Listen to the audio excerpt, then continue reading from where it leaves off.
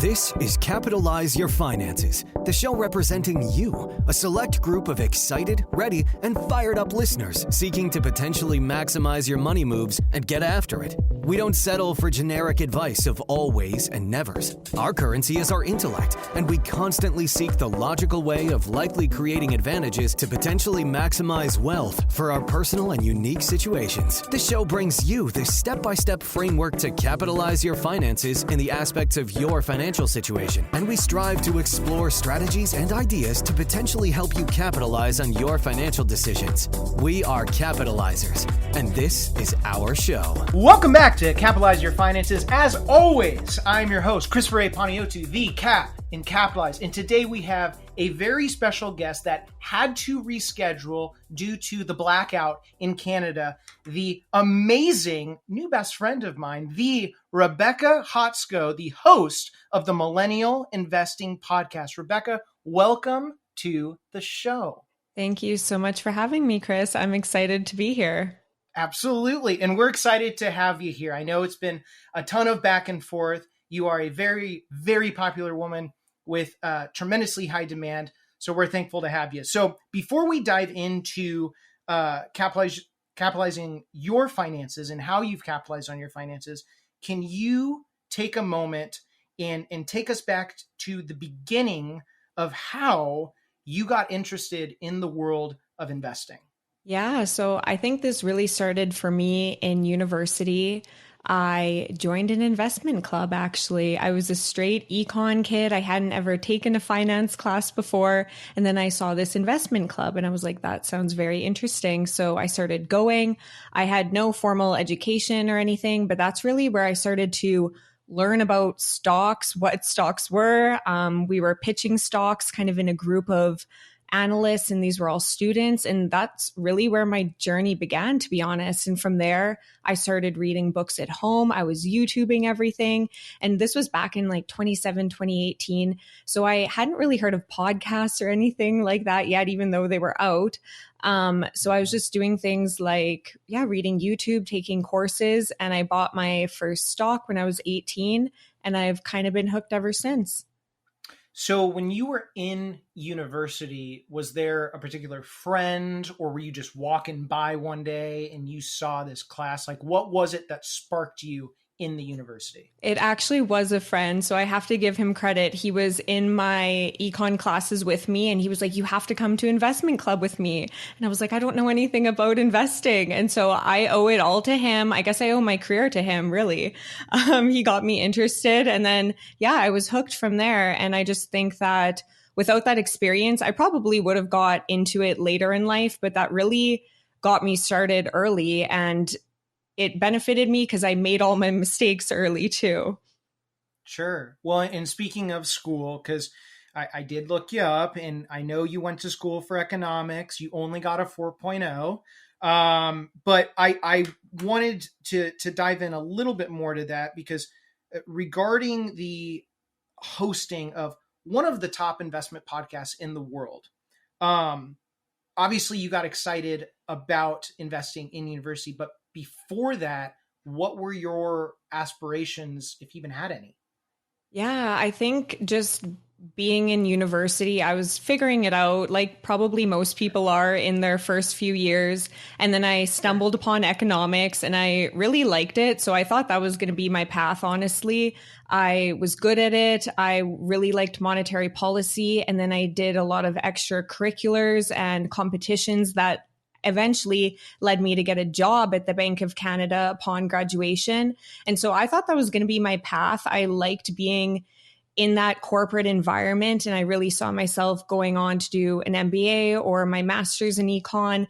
But then it all changed when I actually was doing my CFA during my time at the Bank of Canada. And then that really clicked for me, where I was like, I need to be in finance. I need to be in the investment industry. I just loved it so much. And anyone who's done the CFA knows how brutal it is. But to me, like, I honestly loved it. Like, I loved learning about it. I loved applying it. And I just wanted to do it every day.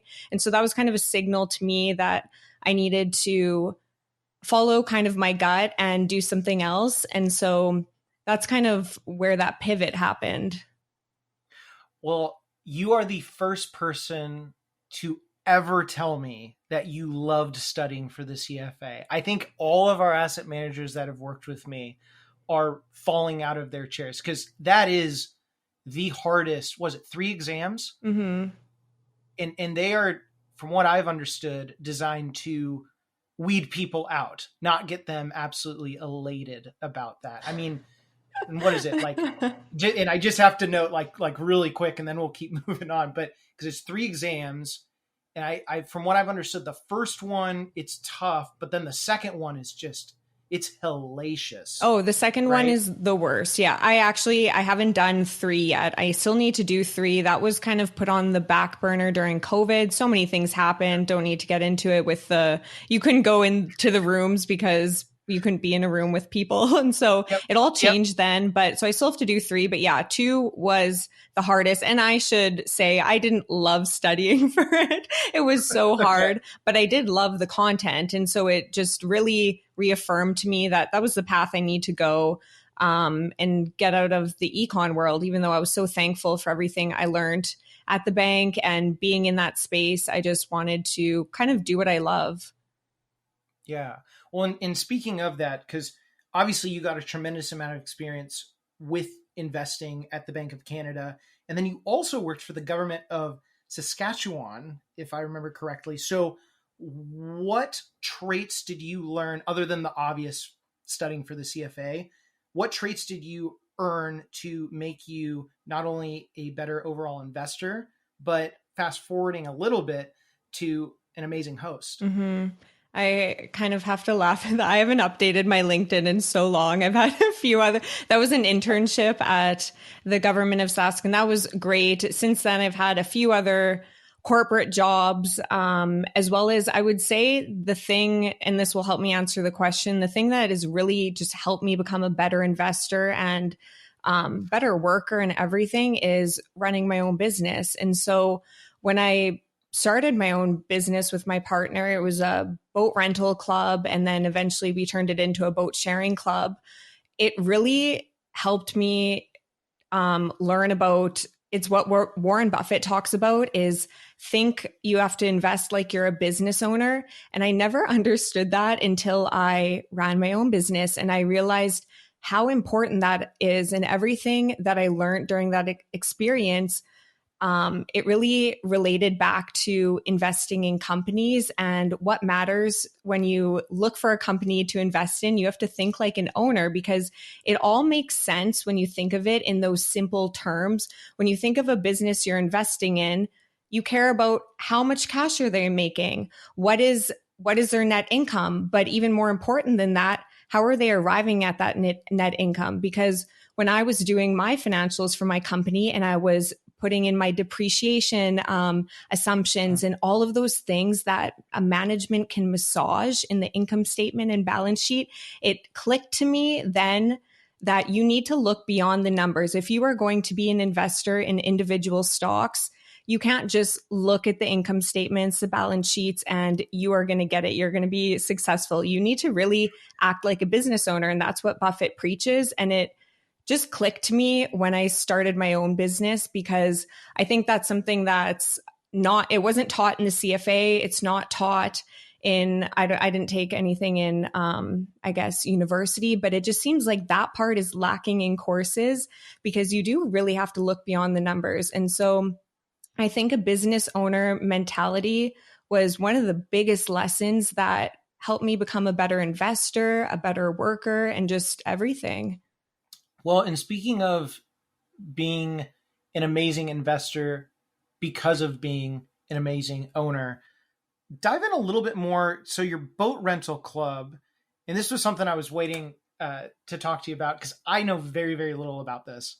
So when you turned it to like a boat sharing club, was it almost like the Airbnb of boats? I mean, what was the business model? Yeah. So essentially, the idea was owning a boat is super expensive. Anyone who knows that, it's extremely costly if you want a nice boat. And then you have to store it, you have to insure it, all these things, maintenance. It's a hassle to launch it. Anyone who owns a boat and you launch it, it's just a struggle. And so there was one other big, well, I guess there's two other big clubs in the area. So when we started our rental company, there's a few ways you can expand from there. You can expand your fleet and just do more rentals. But then we had the idea from other clubs that there was this boat sharing idea. And so it's basically kind of like, yeah, like the Airbnb for boats, where you buy a membership and then you get unlimited access all season long. So it's owning a boat without the hassle of owning one, because you get unlimited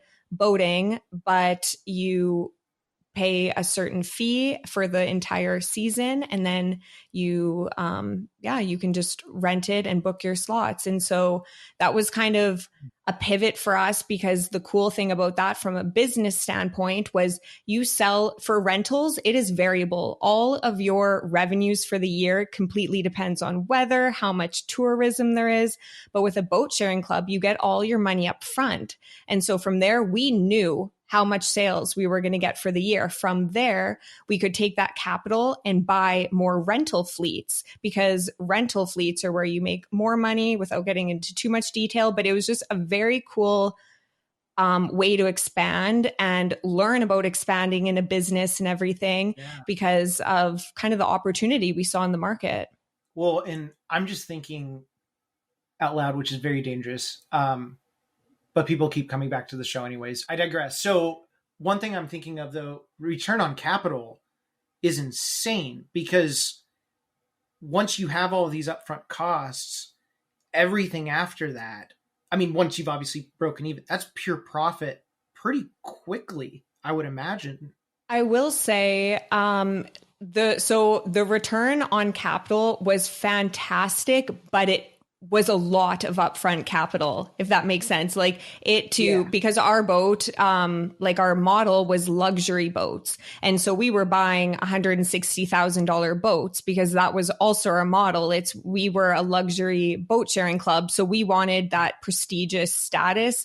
So with that, it was a lot of upfront capital, but the returns on that, it was great. But it was, and I don't know, we don't need to get into this, but it taught me a lot about running a small business, because it is so hard to get loans for a small business. And it just really made me understand why most small businesses fail, because it's kind of the environment sets you up. We couldn't get a loan. I had amazing credit. We couldn't get a small business loan for 2 years. And you can only go so far buying those high of expenditures with personal credit.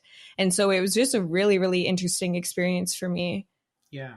Well, and I'm just laughing because I'm thinking like, oh my gosh, this luxury boat, it's a screaming deal. And yeah, relatively speaking, it may be at a really low price, but then the absolute terms, it's like, well, where are we going to find $3 or $5 million for this luxury boat, or in some cases more? So once you were rocking and rolling, did you guys just kind of wind that thing down? Did you sell? Like how did you get out of the boating industry? Yeah. So it was a lot of back and forth. And to be honest, we sold it because our hearts weren't in it anymore. And I know that there's kind of two ways you can think about entrepreneurship. It's people say like, follow your passion. You won't work a day in your life. But then there's other people that say, do what makes money, because it won't always be your passion. Your passion won't always make money. And I think both of those things are very legit and very true. But with the boating, it ended up causing more stress than we were getting out of it towards the end of the year. And I think a part of it was me and my partner were doing it all by ourselves. And so we didn't offload any work to anyone else. And so that was probably part of it. But it got to the point where we could get out at a good time and then use that money to do something else that we are interested in, versus continuing and building that company, if that makes sense. So when you got out of it, and that totally makes sense for a number of reasons. I mean, that's one great thing about recurring revenue when it's steady throughout the year, versus if you make everything in the summer and then you're just praying to God that you get through the hellacious winter. That can be super nerve-wracking.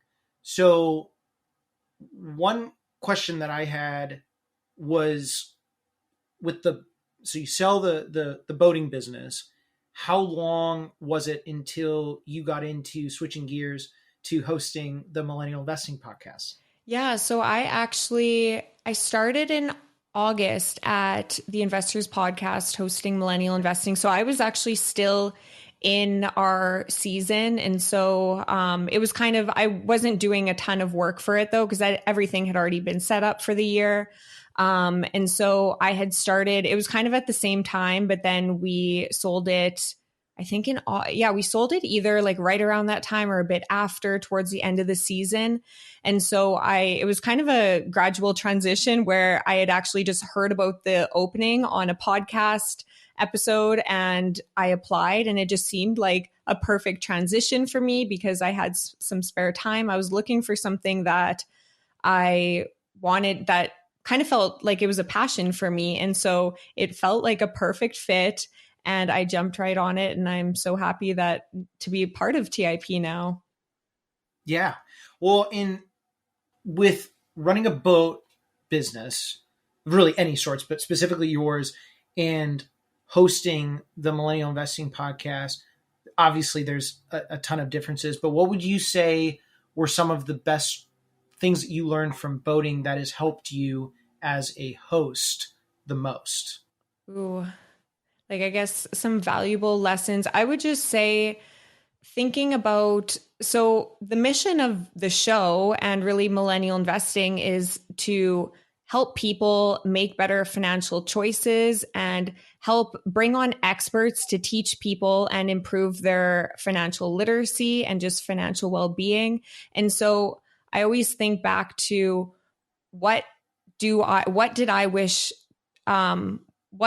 wish I knew when I started investing? What questions am I still wondering in my boat business? What did I learn about running a business that's maybe applicable to people?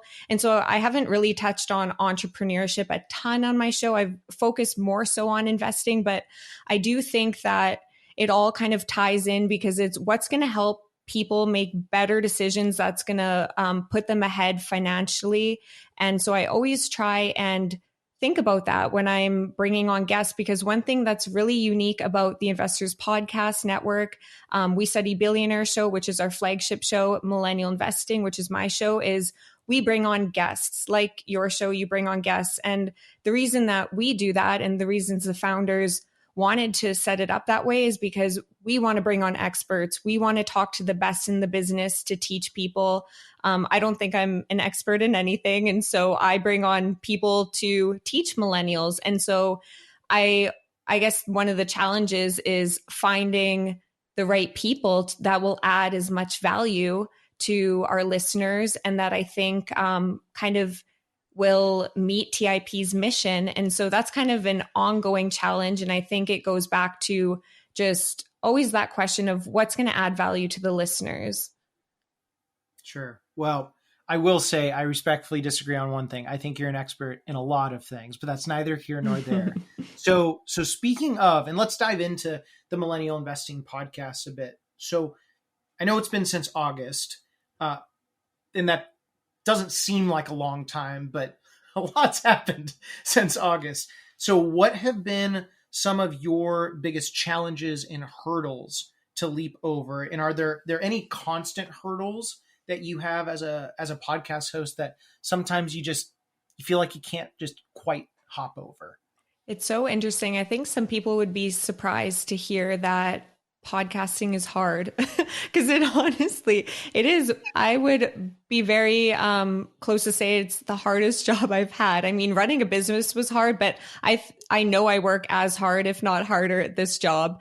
And it's just, I think some of the challenges for me are, I kind of already just mentioned it. It's just finding the right people to bring on and what questions people want answered, because I can think about what questions I want answered, but everyone kind of has a different investment style philosophy, and that is completely fine. It's not a one size fits all. And so if it was up to me, I would probably talk about factor investing until everyone's ears are bleeding. And so I want to also talk about things that interest the listeners. And so just constantly finding people that align with TIP's mission and that I think are going to just really help investors, because investing can be as simple or as complicated as you want to make it. And so for some people, because it's really cool, we get to see our demographics. And so if majority of our listeners aren't in finance and they don't have time to do this stock analysis and pick all these stocks all day, well, then there's probably an approach that works better for them. And so I like to cater some content to maybe a passive investing crowd. And that's where factor investing gets very interesting, because you don't need to pick stocks to be able to beat the market. But then there's other investors who that is maybe just fun for them. Maybe they love that, and that's completely fine. And I do also want to cater to them and have guests on where we can do deep dives into stocks. And so I think having a hurdle is just like figuring out the balance of content and what you're talking about with different guests. And I'm sure that you probably face some of those similar things. Capitalizers, this episode is sponsored by the best-selling book, Capitalize Your Finances, the how-to framework that takes you from compoundingly clueless to monetarily magnificent. Regardless of where you're at in your financial life, whether you're just beginning to express interest and commitment to your personal finances, at the pinnacle of your career, winding down into retirement, or thinking about your legacy for future generations, this book walks you through every step of the way so you can succeed on your terms and with your own values and passions guiding you.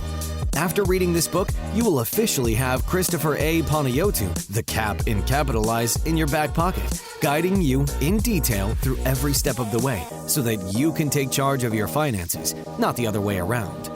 Head on over to Amazon.com today and start capitalizing your finances to the fullest with this incredible book, Capitalize Your Finances, the how-to financial framework that takes you from compoundingly clueless to monetarily magnificent. And now, back to the episode. Oh yeah, absolutely. Well, and when we first met, I remember we were talking, and I forget how it came up, but basically it came about that, I'm running my practice and running the show. And yeah, I can tell you running a business is hard, and running a podcast is freaking hard. And half the battle, if you have guests, is clawing them to finally get on your show. And God help you if they've got layers to them, because let's face it, you may get them, but it's like, okay, now I got 2 weeks until my next episode. I gotta fill the content tank here. So I totally get that. Now let's talk about you personally. Let's switch back to the personal side. So again, like I said, you're obviously brilliantly smart. You got a 4.0 that counts for something. So it's safe to say that your financial prowess is much more pristinely successful than the average bear. But still being relatively new in your career and achieving this success in such a short period of time, sticking with the theme of the show, what are some of the things that you have done to capitalize on your finances? Yeah, I think the main things were actually something that I started doing a few years ago, and it is so simple. And I think that it's something that we often forget to do, but it's tracking your expenses, your what's coming in and what's going out. And it was really a game changer for me. I remember it was when I was working at the Bank of Canada, and I wasn't making a ton of money at the time, and I just couldn't save. I was making a decent amount, but it just felt like I couldn't save any money, and I couldn't understand why. And I watched this documentary. It was called Playing with Fire, and it was all about the financial independence, retire early movement, which I always kind of scoffed at. I was like, these people just want to retire when they're 30 and do nothing. And that's not the case. And this movie perfectly depicted that. And it was so great, because what it really talks about is aligning your spending with what you value and with what you want in life. And it helps you eliminate spending on things that you don't value. And so I watched that show, and it was just like an epiphany. And so I wrote down all of my expenses, because a monthly income or your yearly income, that's pretty easy for most people to figure out. You know that, sure. But what you spend is the harder thing. And most people don't track that or ever think about that. And so the main three things that people spend majority of their money on are shelter, food, and car payments. And so I was writing down all my expenses and I realized that I was spending, it was like about $500 or $600 a month on a car that I quite honestly used maybe once every 2 months because I live downtown Calgary. I walked to work, I walked to the gym, I walked everywhere. I didn't use my car.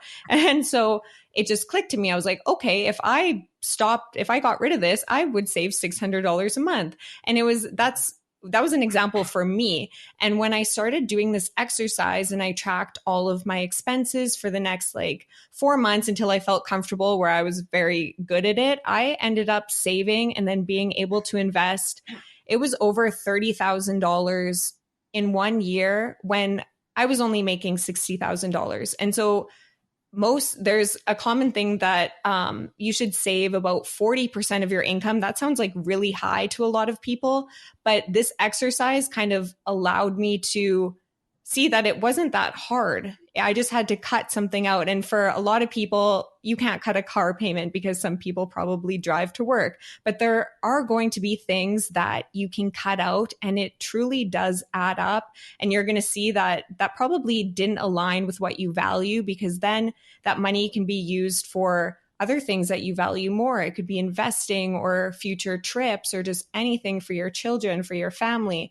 And so that really changed the game for me. It helped me become a better saver because you can only become a better investor if you're a better saver. If you have no money to invest, then you're not going to get too far. And so it just also showed me that you don't have to make a lot to be able to invest a lot. And so like I said, like that was a okay income, but the fact that I was able to save 50% of it just put me so far ahead. And I'm so happy that I did that early on because I think, if you carry on those savings habits as you go, the earlier you do it, the better. And then the second thing that I've done recently is I mentioned the three things that you spend most of your money on: house, shelter, food, and cars. So I decided to house hack, and we actually started Airbnb-ing our basement during the summer because we live in one of the most touristy places in Canada. So it kind of just worked out well. And that we started house hacking, and that was a way our rent was paid for like 6 months. And so living in the most expensive place in Canada, that was great for me. I love that. So small things like that, it just showed me how kind of easy it is to hack your way into saving and not spending as much money on those core items. And if you can't do that, there are other things that you can cut. There's always something. Sure. Well, in one question I had on all of that, and I'm thankful that you found that out as far as the saving, realizing that you weren't needing to spend all of this. Have you noticed with a lot of, not necessarily coworkers, but friends, family, and et cetera, that the spending I don't want to say unnecessary spending, but it really is unnecessary spending. Do you think it's a pretty brutal addiction? Do you see that amongst a lot of your friends now? I think I have certain friends where I notice it and I have talks with them, but then I am the frugal friend. Like I am the person, and I'm okay saying that. Like I am bad at spending money. And so then sometimes I have to catch myself and be like, it's okay to live. It is okay to spend some money, because there's the reverse where you don't enjoy life. You're just saving, and, you have to have a portion of your income that you spend on things you enjoy. And that's not the part of investing and saving. It's to not enjoy anything. You still should. And that's why I love the FIRE movement, because that's exactly what it's saying. It's saying spend money on things you enjoy and you love, and don't spend money on the useless things that you're just spending money on because maybe you think you have to, or maybe it's an addiction. Maybe you have a shopping addiction or something, or Starbucks. Everyone has their thing. And if you love Starbucks, if you need that to get your morning going, fine. But then you maybe cut something else out. Maybe you don't go for lunch every day. And so I just think it's very personal and unique to everyone, but I think it's just such a useful exercise for everyone to revisit. If you catch yourself not saving as much, just start tracking again. And do you find yourself, because being the CFA, and now that you've converted from, okay, excess spending to I'm on the warpath, I have got this down. Do you find yourself getting too locked in to making sure that you're saving X amount? Because I can tell you, like, personally, that is something that kills me. And I wouldn't say I'd say I'm frugal, but like prudent. But then you can become too prudent. And it's that weird balancing act. Do you struggle with that at all, being an investor mind? 100%. And I think it's just, yeah, I don't know why it got ingrained in me. It was a few years ago, because before that I spent money on all kinds of dumb things. But then I think I saw, when you choose those, like when you choose wisely on what you spend on, you can have so much freedom. And I think it just clicked to me so much. And so I think I do still struggle with the aspect of I need to save and invest this much, just because I want to set myself up as best as I can for the future. And if I can fast track that by saving more today, then I want to do that. But then we just talked about, there comes a point where you also have to enjoy life when you're young. And so I think that is something that I'm still trying to do better, honestly. Yeah. Well, and look, it's a good problem to have. But it's one of those things where I'm also glad you knew what I was talking about, because if you didn't, it would have been really awkward. Right. But I'll even tell my counselor that one of the things that's like, hey, you got to be prudent for the future. You have to be very habitual, almost rigorous with it. And then you forget about the life. It's a constant cycle. So I'm glad that you were vulnerable about that, because a lot of people don't like to admit their vulnerability with it. Now, what are some of the steps and processes that, if you could go back and start from zero regarding building your career today, what would you have done differently?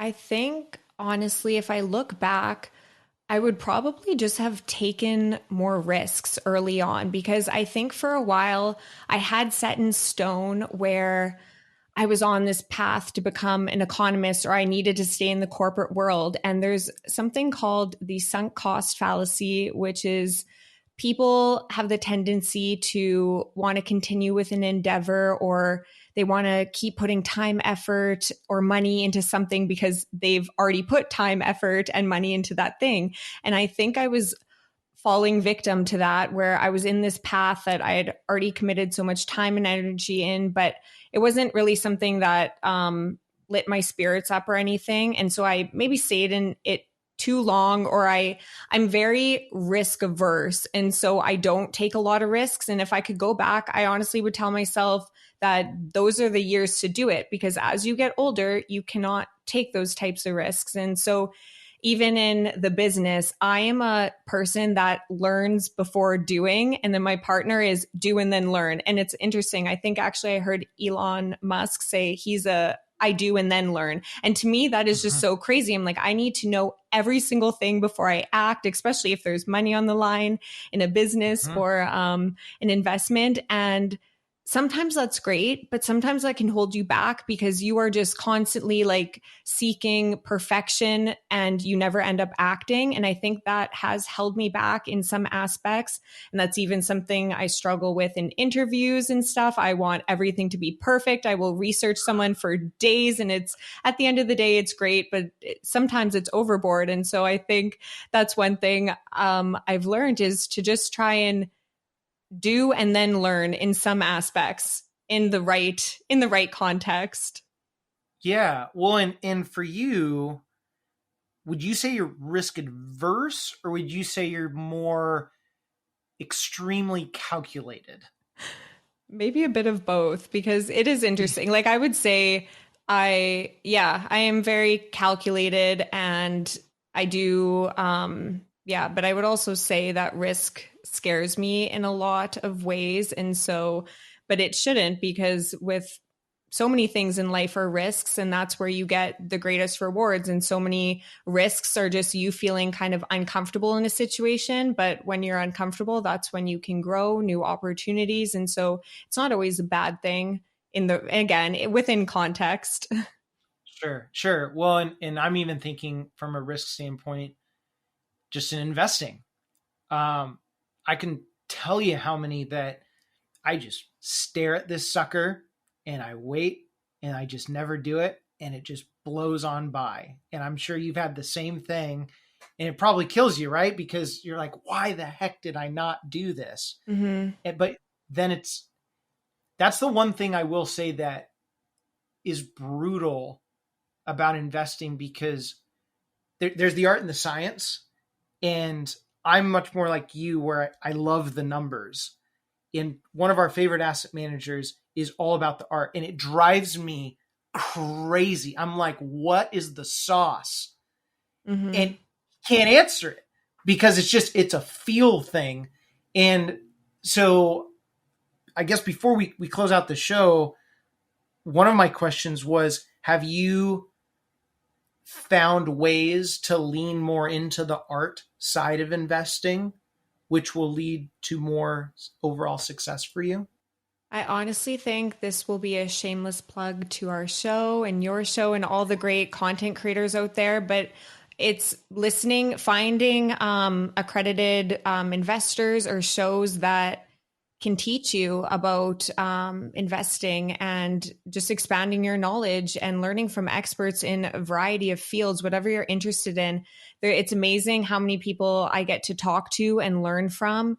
And I think that's helped me kind of dive and lean more into that aspect, is just reading from people that have been successful. If you can find a mentor, if it's outside of investing, but in investing, there are so many amazing resources that you can get just by books. Some of my favorite are Larry Swedroe.